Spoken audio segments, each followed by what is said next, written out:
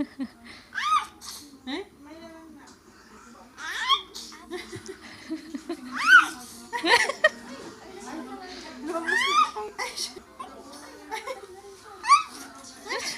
Sipon mo. Ano mas na yung sipon mo?